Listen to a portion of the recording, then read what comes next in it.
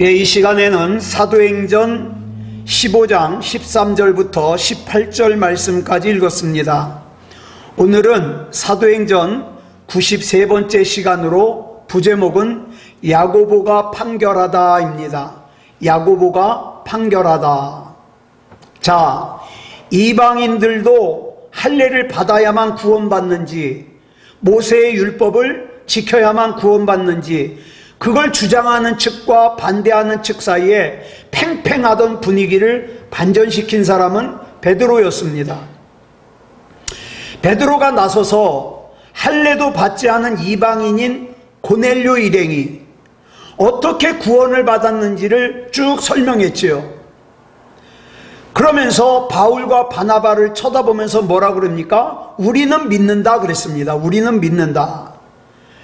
그러면서 이제 계속해서 이 바울과 바나바가 하나님께서 어떻게 역사하셨는지, 이방인들이 어떻게 구원받았는지 그걸 갖다가 입증을 할 텐데, 그 입증할 것을 베드로가 미리 보증하는 거예요.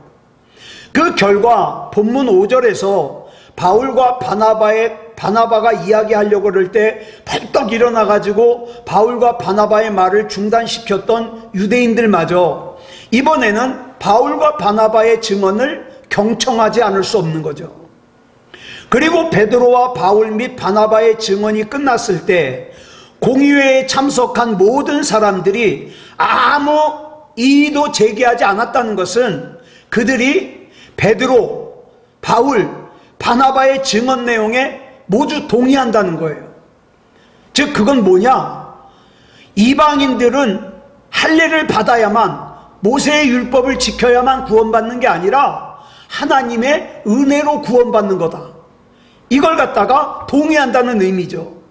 그렇다면 공의회 분위기를 반전시킨 베드로가, 여러분 베드로가 누구예요? 우리는 흔히 베드로를 예수님의 수제자라고 부릅니다. 예?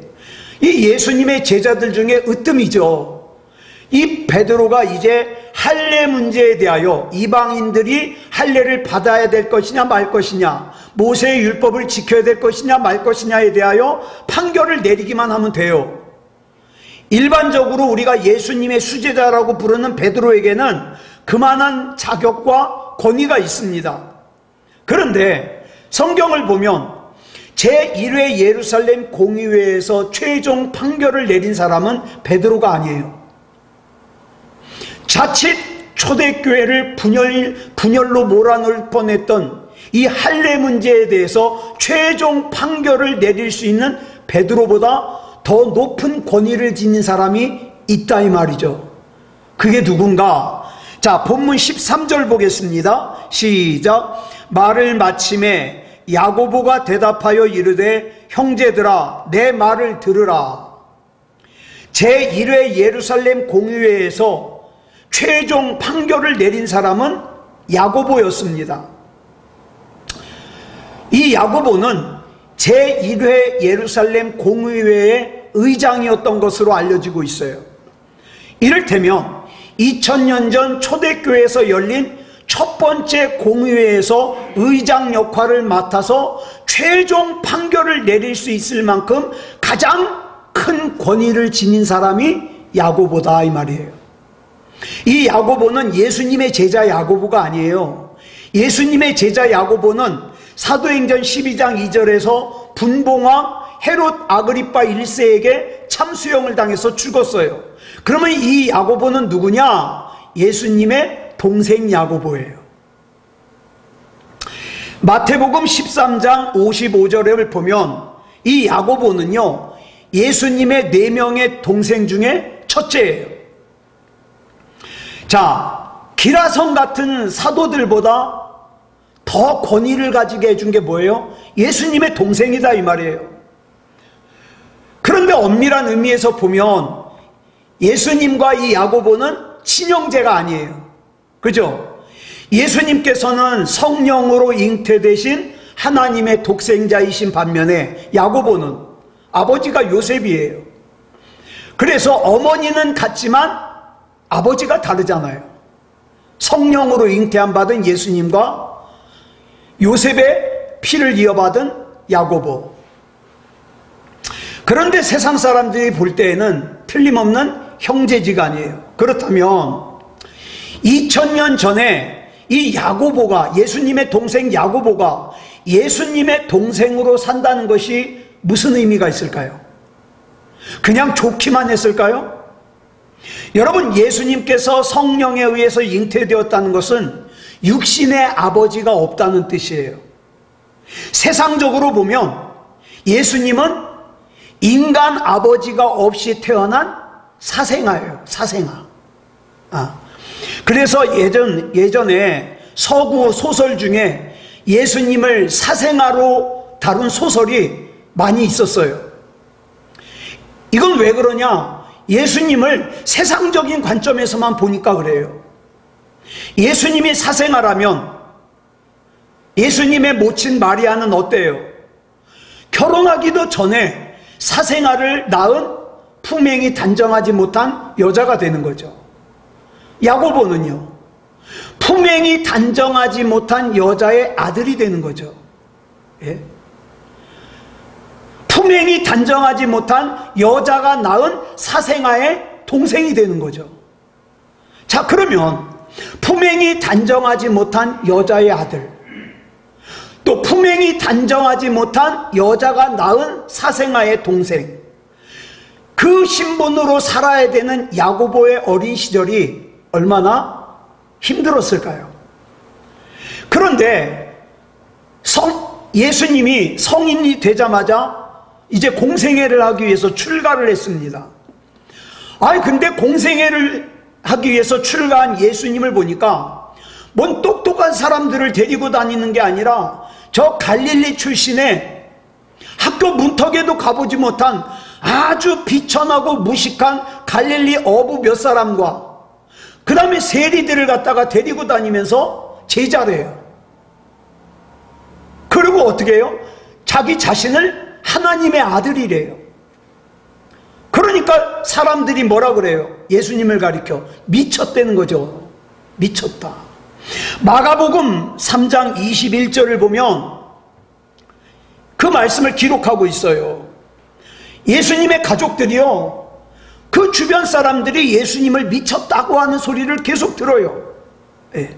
그러니까 사람들이 미쳤다고 조롱하는 그 형의 동생으로 살아가는 것이 야고보에게는 얼마나 힘들었겠냐 이 말이죠. 그러나 세상 사람들로부터 사생아라고 비난받던 예수님께서는 사생아가 아니셨죠. 미쳤다고 조롱받았던 예수님은 정신 나간 사람도 아니었어요. 예수님은 죄와 사망으로부터 인간을 구원하기 위해 야고보가 태어나기도 전에 야고보의 어머니인 마리아의 태를 빌려 성령으로 이 땅에 강림하신 하나님의 독생자예요. 인간의 죄값을 치르기 위해 십자가에 못 박히셨다가 사흘 되는 날 죽음을 깨뜨리고 부활하셨어요. 그런데요, 그 부활하신 예수님이 고린도전서 15장 7절에 보니까 예수님의 동생이 4명이 있다 그랬잖아요. 그 중에 특별히 야고보를 찾아가서 부활하신 자신의 모습을 보여주셨습니다.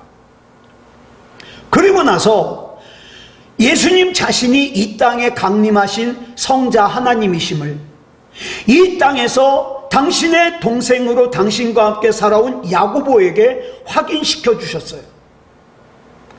야고보가 자기 형 예수님께서 하나님의 독생자이심을 알지 못했을 때, 그래서 세상 사람들이 그 예수님에 대해서 사생아의 동생이라고, 그 다음에 미친 사람의 동생이라고 비웃는 그 비웃음 속에서 이 야고보가 산다는 것은 어때요?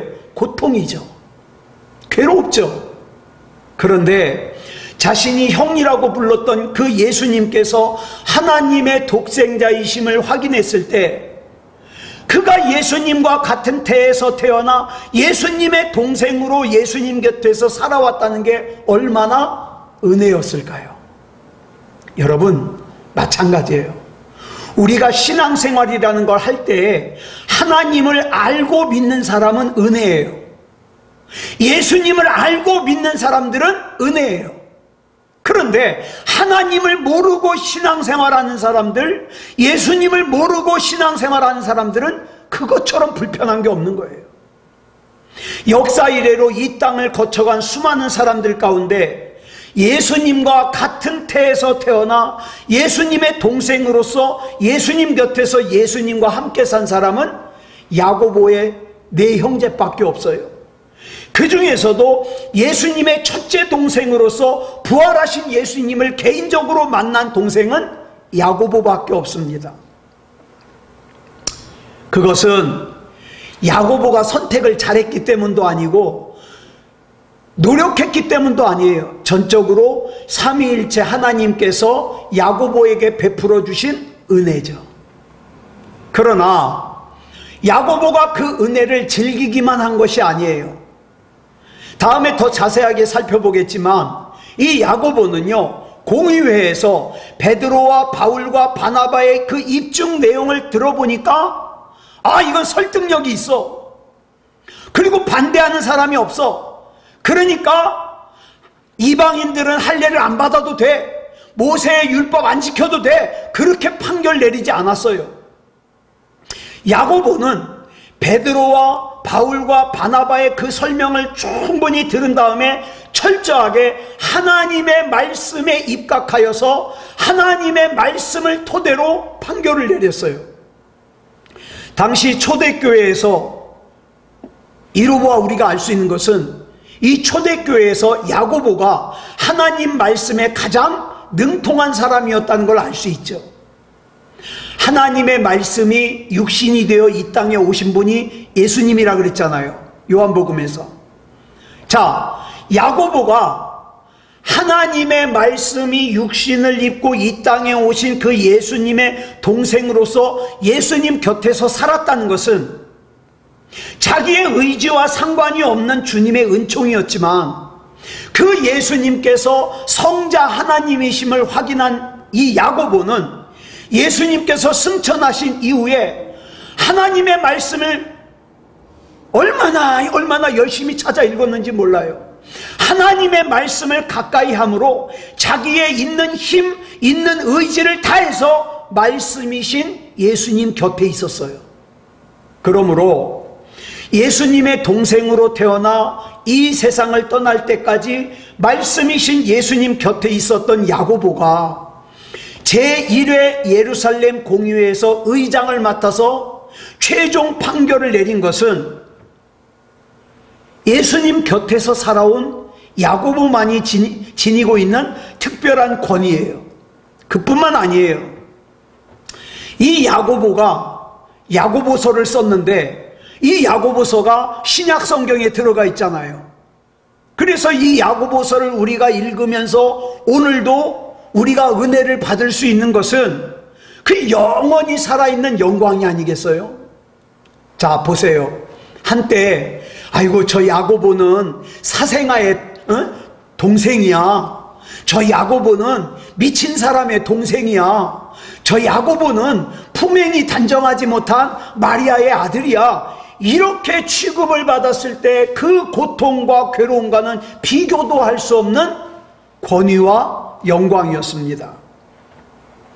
그런데 저와 여러분에게는 이 예수님의 동생인 야고보에게 주신 것보다 훨씬 더 큰 은총을 베풀어 주셔서 저와 여러분은 누가 됐어요? 뭐가 됐어요? 하나님의 자녀가 되었습니다. 이 사실을 믿으신다면 이미 우리에게 임재하고 계시는 주님을 떠나지 말고 하나님의 말씀을 가까이 해야 돼요. 예? 있는 힘껏 하나님의 말씀을 읽어야 돼요. 왜냐하면 저와 여러분은 얼마 되지 않아서 눈이 침침해지고 잘 보이지 않을 거거든요. 그러기 전에 하나님의 말씀을 열심히 읽어야 되죠. 그래서 하나님의 말씀을 우리 곁에 두는 야고보가 돼야 돼요. 하나님의 말씀을 끼고 사는 거, 하나님의 말씀대로 사는 것은 때로는 고통이에요. 때로는 괴로워요. 손해도 봐야 되고요, 자존심도 상해야 되고요. 그러나 결국에는 그 고통과는 비교도 할 수 없는 권위와 영광을 반드시 우리에게 안겨줍니다. 왜냐하면 하나님의 말씀은 영원한 생명의 능력이요 전능한 창조의 권능이기 때문이에요. 자, 그 다음 이어지는 본문 14절을 보면 야고보가 판결을 내린 내용이 나와요. 같이 읽겠습니다. 시작. 하나님이 처음으로 이방인 중에서 자기 이름을 위할 백성을 취하시려고 그들을 돌보신 것을 시므온이 말하였으니, 여기서 야고보가 언급한 시므온은 베드로의 히브리식 이름이에요. 자, 이 베드로가 공의회 석상에서 베드로를 히브리식 이름인 시므온이라고 불렀다는 것은 이 공의회에 참석한 대부분이 누구란 뜻이에요? 유대인이란 뜻이에요. 자, 하나님이 처음으로 이방인 중에서 자기 이름을 위할 백성을 취하시려고 그들을 돌보셨다는 거예요. 그걸 누가 얘기했어요? 베드로가 말했다는 거예요. 자, 그러면 베드로가 말한 게 뭐예요? 하나님께서 자신을 통해서 저 가이사랴 빌립보의 그 이방인 고넬료와 고넬료의 가족과 고넬료의 친척들을 구원하신 사실을 베드로가 증언했잖아요. 이 사실을 언급하면서 야고보는 뭐라 그럽니까? 하나님이 처음으로 그랬어요. 처음으로. 그래서 이 말을 잘못 들으면 이방인 가운데서 처음으로 고넬료 일행을 구원하신 것으로 해석하는 사람들이 많아요. 근데 그렇지 않아요. 이방인 가운데 처음으로 구원받은 사람은 누구예요? 사도행전 8장 26절로 38절에 보면 유대 광야에서 빌립 집사님이 누구를 만나요? 에디오피아의 내시를 만나죠.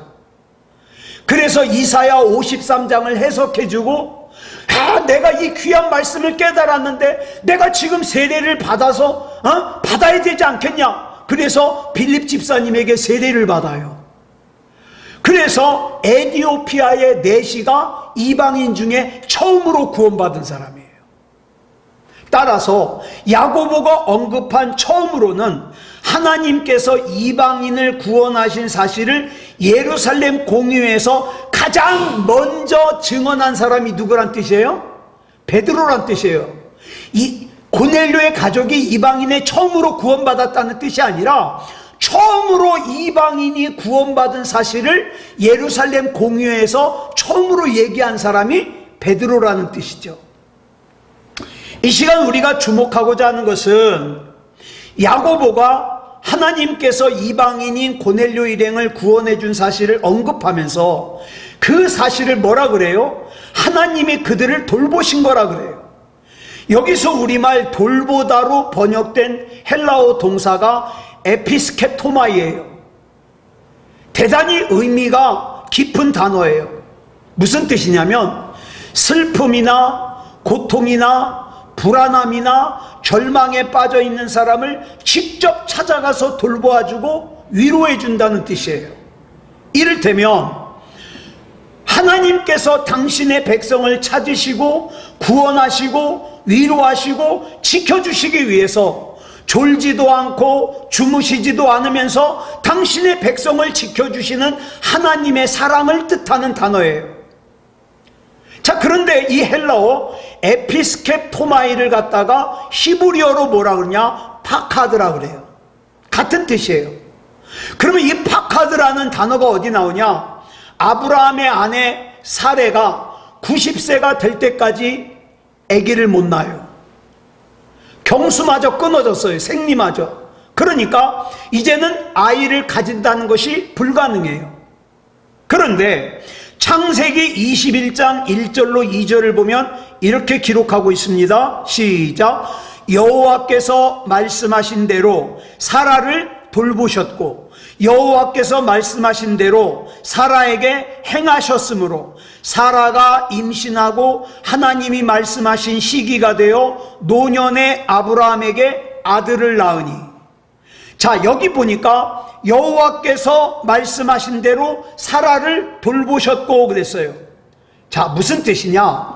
하나님께서 90세가 될 때까지 자식을 낳지 못한 사라를 돌보시고 경수마저 끊어진 사라에게 아들을 주셨다는 거예요.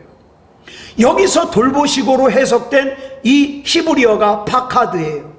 헬라어로는 에피스케토마이죠. 하나님께서 90세가 될 때까지 자식이 없는 절망스러운, 낙심하고 있는, 포기하고 있는 그 사라의 마음을 알아주셨다 이 말입니다.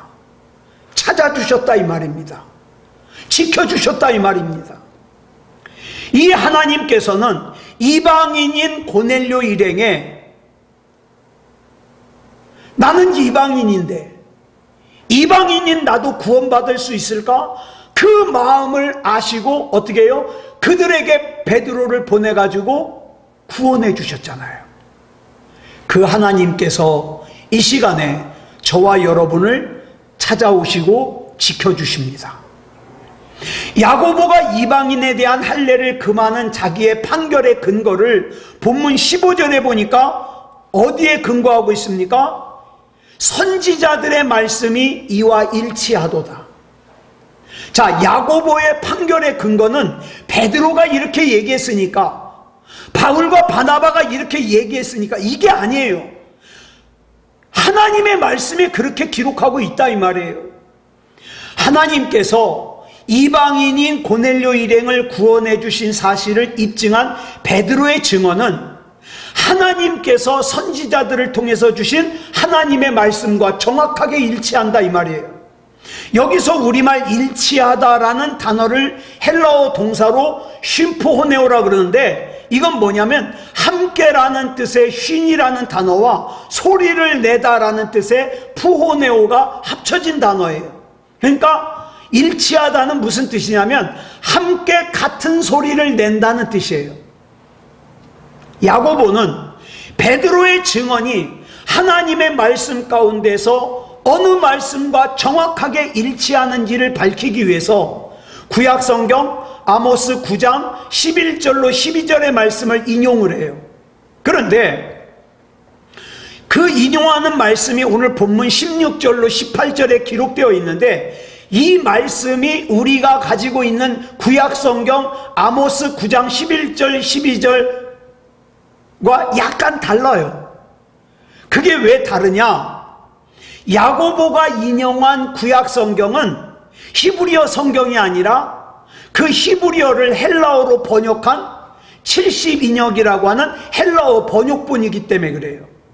우리가 잘 알고 있는 것처럼 주전 722년에 북왕국 이스라엘이 아수르에게 완전히 멸망당했습니다. 그리고 주전 586년에는 남왕국인 유다가 바벨론에게 완전히 멸망당했습니다. 그래가지고 이 멸망당한 북이스라엘과 남유다의 유대인들 중에서 많은 사람들이 흩어져 살았어요. 세계로. 그 흩어져 사는 사람들을 뭐라 그러냐? 디아스포라라고 불러요. 그런데 세월이 흘러가면서 자연히 그 사람들이 정착한 곳에 그 언어를 사용하게 되죠. 그러다가 주전 4세기경부터 헬라어가 지중해 연안에 공용어가 되면서 히브리어를 알지 못하는 유대인들이 많아지게 생겼어요. 그래서 그 사람들을 위해서 헬라어로 번역한 성경이 바로 70인역이에요. 이 번역 작업에 이스라엘 백성 12지파에 한 지파에 6명씩 뽑았어요. 그러니까 몇 명이에요? 총 72명이죠. 그런데 이 수를 반올림해가지고 70명 그래가지고 70인역이라고 불러요. 예루살렘 공의회 의장이었던 야고보가 이방인의 구원과 관련하여 그 할례에 대한 최종 판결을 내리면서 히브리어 성경을 인용하지 않고 이방인도 읽을 수 있는 헬라어 성경 70인역을 인용한 것은 이방인에 대한 야고보의 애정이 얼마나 큰가를 설명해 주고 있어요. 자, 본문 15절부터 16절까지 우리 한번 다시 읽겠습니다. 시작. 선지자들의 말씀이 이와 일치하도다. 기록된 바 이후에 내가 돌아와서 다윗의 무너진 장막을 다시 지으며 또 그 허물어진 것을 다시 지어 일으키리니. 하나님께서 다윗의 무너진 장막을 일으키겠다는 것은 이미 역사 속에서 사라진 정치적인 옛 다윗 왕조를 일으키겠다는 말이 아니라 다윗의 족보에서 태어난 예수 그리스도의 십자가 위에 영원한 하나님의 나라를 향한 통로를 만들겠다는 뜻이죠. 자, 본문 17절 보겠습니다. 시작. 이는 그 남은 사람들과 내 이름으로 일컬음을 받는 모든 이방인들로 주를 찾게 하려 함이라 하셨으니. 하나님께서 예수 그리스도를 통해 이 땅에 세우시는 교회는 이스라엘의 남은 유대인들 뿐만 아니라 하나님께서 택하신 모든 이방인들, 다시 말해서 만인을 위한 교회라 이 말이에요. 자, 또 18절 보겠습니다. 시작. 즉 예로부터 이것을 알게 하시는 주의 말씀이라 함과 같으니라.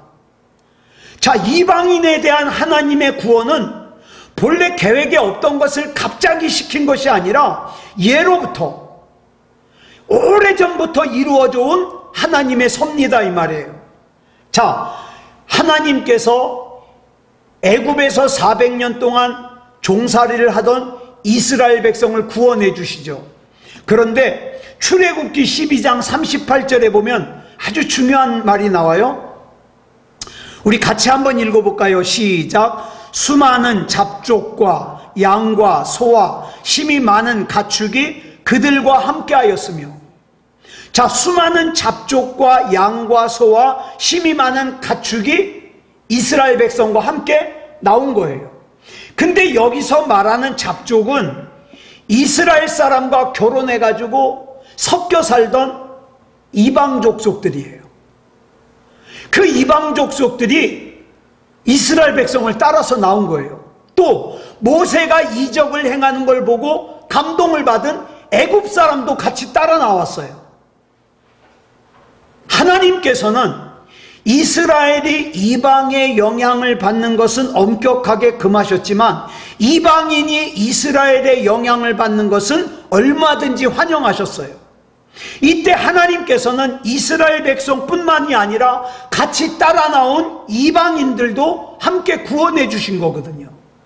그 하나님께서 예수 그리스도의 십자가 위에 세우실 교회를 통해서 이 땅에 이방인까지 구원해 주신다는 것은 너무나 당연한 일이라 이 말이에요. 그래서 본문 18절에서 주의 말씀이라, 이 문장은 원문을 직역하면 무슨 뜻이냐? 하나님께서 말씀하신다는 뜻이에요. 하나님의 말씀은 과거 한순간의 기록물이 아니라 시간과 공간을 초월하여 언제나 현재형으로 말씀하신다. 그래서 야고보는 아모스 9장 11절로 12절의 말씀을 인용하면서 하나님께서 이방인인 고넬료 일행을 구해주셨다는 그 베드로의 증언과 하나님의 말씀이 일치한다, 이렇게 판결을 내리는 거죠. 중요한 사실은 오늘 본문과 아모스 9장 11절로 12절 사이에는 무려 750년이라는 시차가 있다는 거예요. 바꿔 말해서 아모스를 통한 하나님의 말씀은 750년이라는 긴 시간 동안 그 효력을 상실하지 않았다. 그렇다면 왜 그리스도인들이 하나님의 말씀을 따르고 그 하나님의 말씀을 삶의 기준으로 삼아야 되느냐? 하나님의 특별 계시인 하나님의 말씀을 통해서만 하나님을 바르게 할 수 있거든요. 여러분, 저와 여러분이 읽는 이 하나님의 말씀은 아무리 세월이 흘러도 효력을 상실하지 않아요. 그렇기 때문에 저와 여러분은 이 말씀을 붙들고 기도해야 된다는 거예요. 이 말씀을 모르면, 말씀을 깨닫지 못하면 하나님을 믿는다고 하면서도 어떻게 해요? 하나님을 오해하거나 또는 하나님과의 관계를 왜곡하거나 하나님의 말씀을 오해할 수 있거든요. 그러나 하나님의 모든 말씀은 효력을 상실하지 않고 하나님의 때가 되면 반드시 이루어지는 부도가 없는 약속 어음이에요. 그렇기 때문에 오늘 이 밤에 저와 여러분은 또 하나님 앞에 기도할 때 하나님의 그 약속의 말씀을 붙들고 기도하는 거예요. 하나님이 이렇게 약속해 주셨잖아요. 나는 이 하나님의 약속을 믿습니다. 하나님 붙잡아 주시고 책임져 주세요. 이렇게 기도할 수 있는 거예요. 또 이 말씀의 중요성을 아는 사람은 내 주변에 있는 많은 사랑하는 사람들에게 이 말씀을 소개하고 내 자식들에게도 이 말씀을 유산으로 물려주는 거죠. 이게 중요하기 때문에 아무쪼록 오늘 이 밤에 기도할 때에도 하나님께서 약속하신 그 하나님의 말씀을 붙들고 하나님 앞에 기도하는 귀한 시간 되기를 그리스도 예수님의 이름으로 축복합니다. 기도하겠습니다. 사랑의 아버지 하나님, 감사합니다. 오늘 이 시간에 초대교회 성도들을 혼란스럽게 했던 이방인들도 할례를 받아야 되는가 안 받아도 되는가, 모세의 율법을 지켜야 되는가 안 지켜도 되는가를 놓고 교회가 분열하게 되었을 때에 베드로와 바울과 바나바가 자기가 경험한 하나님의 일하심을 증거하였고 또 사람들이 그 하나님의 일하심을 인정하였고 베드로가 야고보가 하나님의 말씀을 근거로 하여 최종 판결을 내린 것을 보았습니다. 하나님의 말씀은 효력을 잃지 아니하고 지금도 약속된 하나님의 말씀은 우리를 통해 역사하심을 믿습니다. 사랑의 아버지 하나님, 이 밤에 기도할 때에 하나님께서 약속해 주신 그 약속의 말씀을 떠올려 기도하게 하시고 그 약속의 말씀이 하나님의 때에 하나님의 방법으로 이루어지게 하여 주시옵소서. 연약한 우리의 육체를 고쳐주시옵소서. 연약한 우리의 신앙을 회복시켜 주시옵소서. 불안한 우리의 마음과 정신을 하나님께서 회복시켜 주시옵소서. 하나님 앞에 온전하게 세워 주시옵소서. 모든 것을 우리 주님 앞에 맡겨드리오며 그리스도 예수님 이름으로 간절히 기도드렸사옵나이다. 아멘.